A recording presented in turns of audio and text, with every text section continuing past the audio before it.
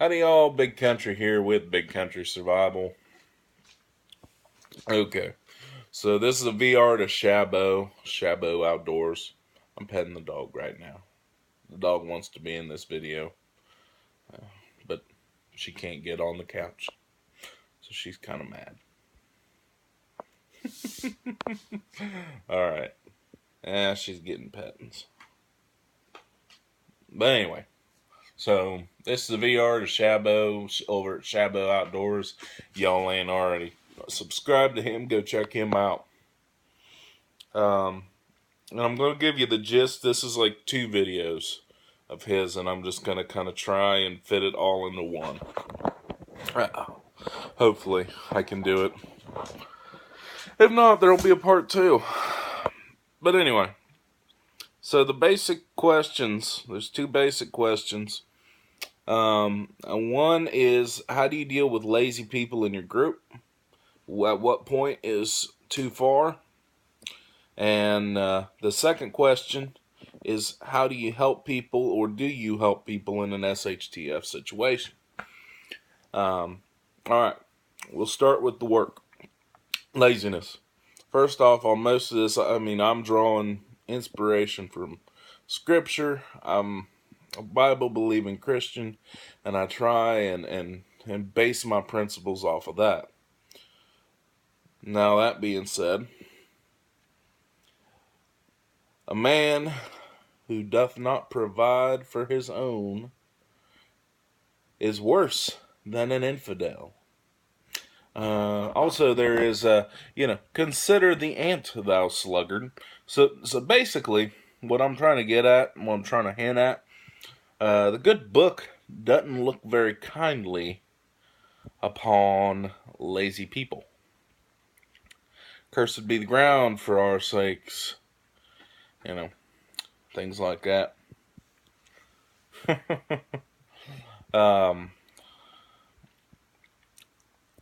The good book does not look very highly upon lazy people. And I've run into some lazy Christians, and I question that, whether you're trying to live up to biblical principles or not.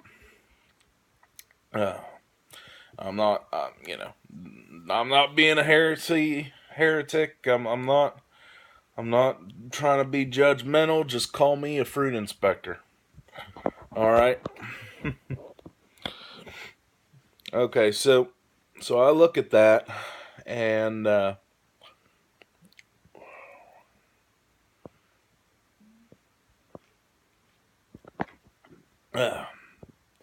ideally, they don't show up to my house. I don't care if they're family or not. I don't want them in my house. I don't want them here. I'm going to try and help them. But that does not mean I've got to take care of my household first. My household, I've got to care for first. That's why I prep, is for my household first. And then I worry about everybody else. Once my household's taken care of, I can worry about everyone else. So I'm not going to bring them into the camp. What I'm going to probably do is try and get them on down the road to somewhere where they might be able to find work. Because there will be work. I'll send them up, walk up into Ohio. There's probably some, there's some corn and some soybean farms that they're probably in an SHTF. They'd probably need some farm hands. Just something to think about.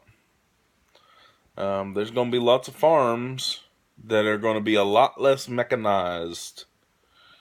So just something to think about.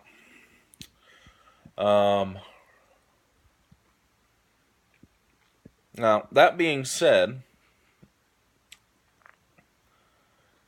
I'm going to impart a little bit of wisdom that was given to me. And that is a rule of 10-80-10. 10%, 80%, 10%. Your top 10% does the bulk of the work. They go above and beyond. They're the kind of fella that's working on something, and as he's working on something, he's trying to think of how to do it more efficiently so he can move on to the next task. He's trying to come up with the next task that needs to be done. Works like a machine. Just keeps going. That's that top 10%. Bottom 10% don't do jack squat. And most people, obviously, are in 80%. And the 80% does just enough to get by. At 80%, they're going to do what they need to do, but not a bit more. They're going to do what is required, and they're not necessarily lazy, but they're not real go-getters. They're not the lazy type necessarily. I mean, but you've got to tell them to do stuff. You've got to have a plan, a POD, a plan of the day. You got to have something, right? So you need to make sure that they're not that 80%. Make sure that they are, in fact, that bottom 10. So something to think about there. That bottom 10% you don't want in your household. You don't want in your camp, because once SHTF happens, they're in your camp. You don't want to kick them out, because now they know how you run things. Now they know. And don't put it past anyone in your family to sell you out. If they're hungry enough or scared enough or in enough pain, they will sell you out. To the wrong group of guys, potentially. It's just not a chance I'd be willing to take. So, I would say how to deal with them. If you don't work, you don't eat. That's usually a pretty good motivator. Have this rule set out at the beginning. Set it out from the beginning. This rule. You don't work, you don't eat. You get caught stealing, this happens to you. I'm not going to say what this is. If you're looking for creative punishments that allow someone to get back to work pretty quickly, look into the military. There's plenty of good little punishments that you can go back to work quickly, relatively speaking. Oh, there's some that also you won't be working for a little bit either. You can look at like tribal societies and how they handled it. And you can look at the military, which arguably the military is basically a modern tribe. It is. The military lifestyle. It's a modern day tribalism. And I like it. I kind of miss that life. Part of it. But anyway. Just some things to think about on that. Now, as for helping people, again, my biblical principles coming into work. And it does say in the scripture, when you're harvesting your wheat or harvesting your field, and you miss a swath of grain, leave it for the widow and the orphan. And the widow, the orphan, and the traveler, the sojourner in your land, the immigrant, the person who's just passing through. This does not necessarily mean immigrant like we think of immigrant, just for the record. But anyway, so basically people that can't take care of it for themselves, widows and orphans and such, people who can't help themselves. Something to think about. Me, I don't want my household to be the free stuff household, the will help you out household. But I at the same time want to help. And in any way I can help someone, and all of that, any way I can, I will. I like to think that, and maybe it's wishful thinking, maybe not, But I look at kind of what happens now. We've all had stuff happen. I mean, I mean, you look at like localized events, at least in my area, and we had pretty bad floods here and there. Um, but your more localized events, and where does everyone bring the stuff to take care of the people that were affected?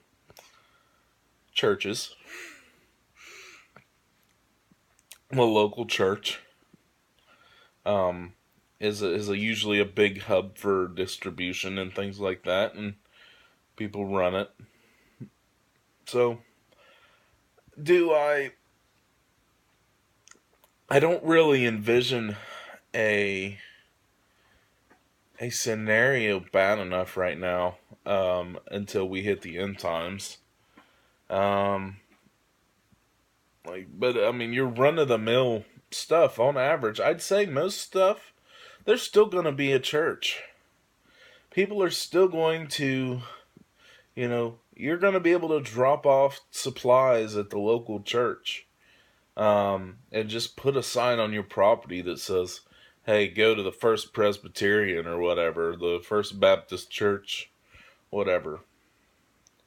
I'd say you'd be able to do that still. And I would say parishioners will look after things and guard things and whatnot. And in some areas, anyway. And if at all possible, that's what I'm going to do. And I'm going to, give my 10%. And just to try and help. Because there will be a lot of people starving, and if I can help kind of prevent that, okay, ideally I want to do that. I don't want to see people in pain, and at the same time, I'm not going to put myself, my family, is my responsibility to protect and care for, provide. I'm not going to put them in jeopardy either. But if I can help people out, I will. That doesn't necessarily mean bringing them into my camp either. But it does mean that if I can help them, I will. And ideally, things like food, water, I would like to do it through a medium, like a church. That way, people don't just randomly try and show up at my house. Now, like I said, maybe it's wishful thinking to think that I'll be able to, once things happen, you just have to look and use your best judgment. But I do think that you will still be able to help.